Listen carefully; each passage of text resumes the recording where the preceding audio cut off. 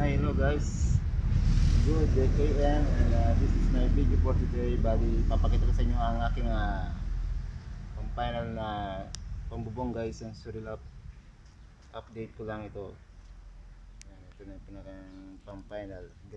Pinasubran ko siya ng dalawa. Ito. Ayan guys. Medyo mga ngalay din sa baywang ang pag-Surilap guys. Ito lang ang kagandahan guys sa pag surilap ang gamit mo. Pag meron ka magsurilap ay libre na ang pambubong.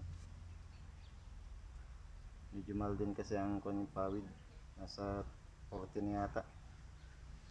Pero yung surilap, marunong kang umakyat at mag surilap, solved na ang pambubong. Yun guys pa pakita ko sa inyo yung pinakang hindi ko pa nabubungan guys.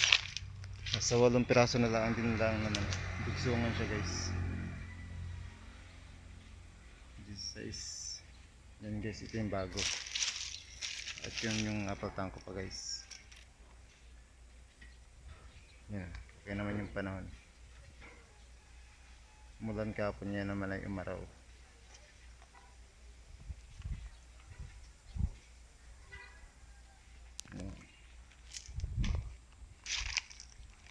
Yan guys,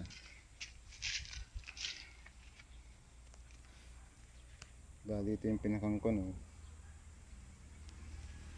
Ito yung lock nya guys, magkabila kasi yung lock nitong surilap. Yan, hanggang magkabilaan siya guys. Hindi na sa pinakita ko nung unang nagsurilap ako guys. Yan yung pinakang lock nya. At ito yung kabilang dulo, may lock din siya para matibay. Bihira ka na makakuha nito sa bukid. Halos mga yero na rin ang kuha dito, mga upgrade na rin ang mga bubong. Ito na lang, okay lang. Malagay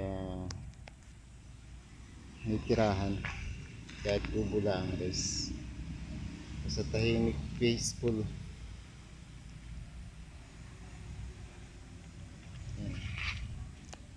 Dali guys, tutur ko na rin kayo. Bagong pagsurilap nito, magkukuhan kayo ng mga limang dahon. 1, 2, 3, 4, 5, 6 sabay ganito. May pinakang pagkapa mo ng 5, may pinakang 6, pwede mo nang i-kuhan siya, didiretso na yun. Basta tig-isa ang kuhan niya, pagitan ng pagsurilap guys. Yan.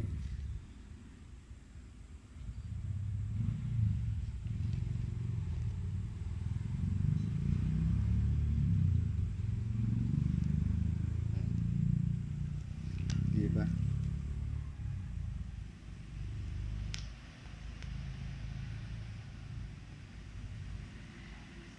Yan guys, basta salamat lagi sa suporta sa aking mga videos, reels. Pasyal na rin kayo sa YouTube channel ko. At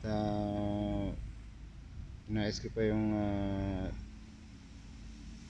pin number ko guys, para bumalik na rin yung ads ng aking YouTube channel guys, para